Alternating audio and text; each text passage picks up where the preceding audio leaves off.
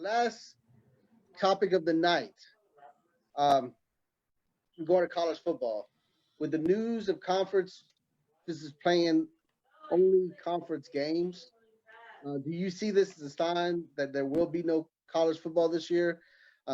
If so, what's going to happen to a lot of these smaller schools that rely on the big money playing non-conference games?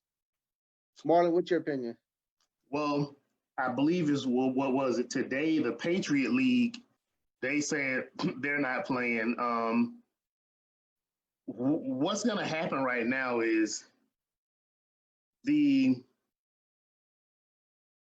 Big Ten, Pac-12, and I believe the ACC, as well as the Ivy League, have already said, either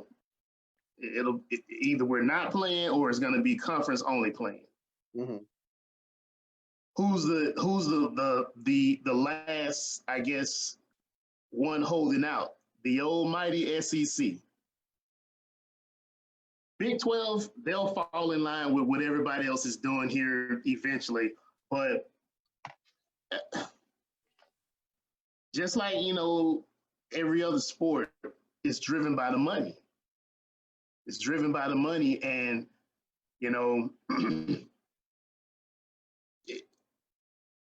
I hope they can play. But if they were to start, I don't see them being able to finish a season. It's just, I think we're in a melting pot type time right now where we haven't even hit the second wave yet. I don't think we've hit the second wave yet. And once that second wave hits, fall time, who knows how bad it could get out there. It could be much worse than what we experienced, back in February, March time frame, when it was just hitting us hard. The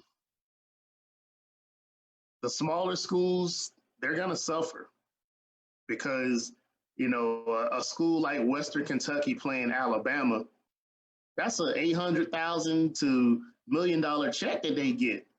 Mm-hmm.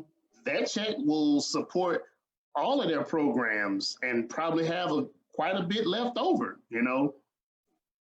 It's going to force some schools to maybe even shut down altogether, which that's a real bad thing for the education system if a school has to shut down altogether, because at this point, where do all those students go?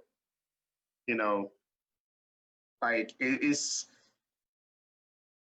I'm just afraid right now, the powers that be in the NCAA and all the conferences, they're kind of letting the money drive the decision, but that decision could ultimately drive us into disaster or ruin. So, it's going to be tough. And I hope these smaller programs are able to sustain as much as they can during this time frame. But we all know that some of them, they will get swallowed up, with this, season if it doesn't happen. And, it's a sad thing that could happen. That's my take on it. What do you think, Yo?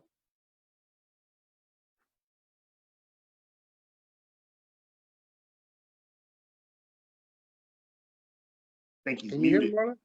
I hear Yeah. you. Keo, you're muted. Sorry about that. So like I said, this hurts, man, because college football is one of the sports that I enjoy looking forward to most, man. I just like the tradition, the atmosphere behind it, man. The hostile environment with the crowds, the rivalries, man, because you don't get that in college basketball. It's certainly, I kind of feel like it has died out in the NFL, even in the NBA also, but you still get that when it comes to college football. And I like seeing players from college football do so well and see them transition to the next level of the game.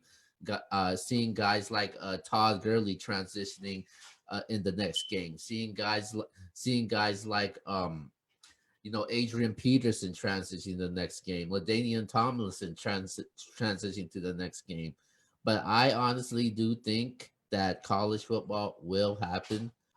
There was actually a poll voted by 114 college athletic directors, and they said that 99% said that said yes, college football will happen, and I believe it will happen. It's just that Mark Emmert, the president of the NCAA, I haven't heard one word from him. He has to speak up and he has to say something about this because when it comes to college sports, he's hurting them, man. Especially what's going on in college basketball right now. They're getting exposed out there right now with the issues of paying players also. So I think Mark Emmert, he needs to step up and he has to say, "Hey, this is what we're gonna do, and let's put out some guidelines and lay out how this season's gonna pan out." And but they just haven't done that, and that's the question that raises the most concern for me out of all the sports that's going on right now. Like NBA, the first ones to step up. UFC, they're already out there. Major League Baseball, they've already started training to prepare for the season. NHL were the first ones out there. Even soccer also. So, but college football is on a standstill. We don't know what's going on.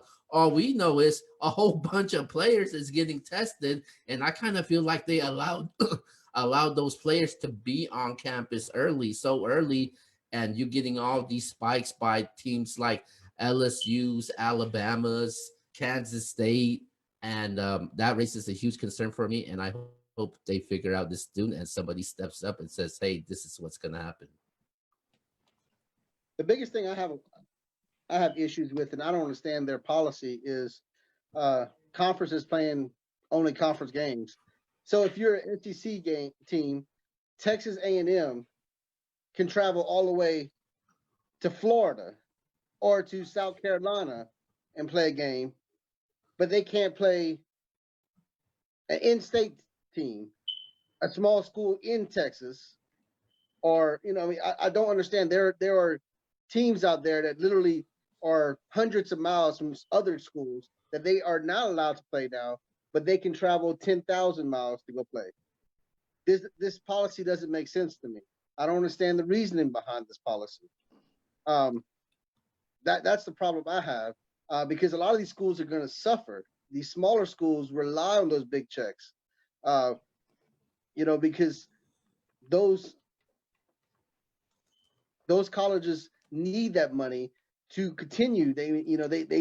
They serve their basketball team with it, their volleyball team with it, their lacrosse teams are all based on that money that team makes, and that's money that they expected because they signed these contracts 5 or 6 years ago, and they were expecting that money, and now they're going to lose that money, and I feel like that's going to really hurt programs. You're going to see a lot less scholarship offers in the years to come because of it. You may see football teams go away, some of these small colleges, if this lasts too long. So that's the problem I have, is I don't understand I don't understand why they're not allowed to play someone close to them if they're a small school. It makes no sense to me. So it should be regional. Someone in the Southwest, y'all could all play each other. Everyone in the Northwest, but having teams cross all the way across the United States just because they're in the same conference doesn't make sense to me. Does anyone? Go ahead. So I kind of got a little bit to add to expound upon your point. You're like Texas and Texas A&M, they haven't played each other in a few years now. That was a yearly rival. But College Station and Austin are probably hour and a half away from each other. Mm-hmm. There's no way those schools should not be able to play, even though they're in different conferences now. Florida State, those guys, they're about 2 hours from each other. There's no way they should not be able to play because they're in different conference. Georgia Tech is even closer. Mm-hmm. But due to being in different conferences, they may not even be able to play this year. But to add on to your point about Mark Emmert's Keo, Yeah. I think a big issue is the pro sports are able to push forward because the players get paid. They're on a salary. Yep. But in college, they're student athletes. So right now, that student athlete mantra is really being tested. I can blame, I guess you could probably blame some of this on the TV networks. The TV networks, what they do is they pay out all this money well in advance of the next season. Maybe they should change the way that they negotiate the contracts and not pay out until right before the next season starts. That way, if any crazy thing like a global pandemic happens, then one, the network isn't out of pocket, and two, the sport franchises or schools haven't taken this money and already spent it, because that's what the problem is. The schools, you know, the SEC plays on CBS, so they've gotten this money from the CBS already, and they've already allocated this money to other stuff. Nobody wants to pay that money back if we don't have a season. Just like in the NBA or the NFL, those franchises don't want to pay that money back to those TV networks because they've already spent it, which means those owners or those schools will have to dig into their own pockets or endowments to refund that money. So I think that's part of the bigger overarching issue right now, is that on the college level, you know, the guys aren't getting paid. So the college presidents, the ADs, if they put these guys out on the field and we get a mass spread of the virus, and let's just say, you know, God willing, nobody gets sick enough and has we have a tragic event of player or players dying from this, then they will be liable and they lose their jobs because of all this. Man, I can't even imagine what college football would look like if we didn't even have no non-conference games at all, man. Like, and the games, there's some huge games out there, man. There's Ohio State and Oregon, Texas and LSU. Those two games are actually the same day. USC Alabama, Clemson Notre Dame, Wisconsin Notre Dame, Michigan and Washington, Auburn and North Carolina. I mean, not. I think I love me some non-conference games, but man, I just can't imagine what college football would be like if they take out the non-conference game and only have conference-only games. I think they're actually, this is just my view, I think what's happening is they're dragging their feet trying to bide for more time. But what they're actually doing is, I think they're just dangling the hope of having a season over all the fans' heads, because it keeps everybody engaged and keeps people reading the articles and still buying merchandise and all that stuff like that.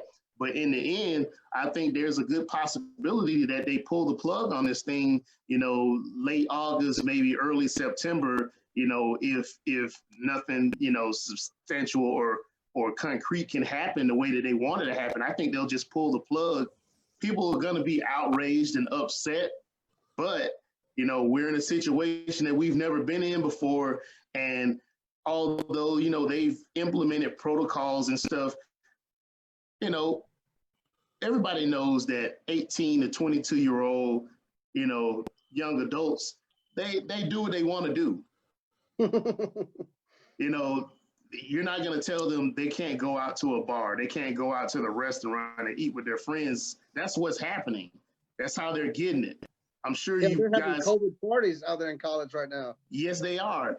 I'm sure you've probably heard about some of there's a spike with a lot of the sororities and fraternities on a lot of campuses because they're coming back to campus and they're having these parties. So, Marlon, I got a quick question for you. I just want you to clarify because I'm not sure. I just heard rumors so far, but how many of the Power Five conferences has canceled the non-conference games?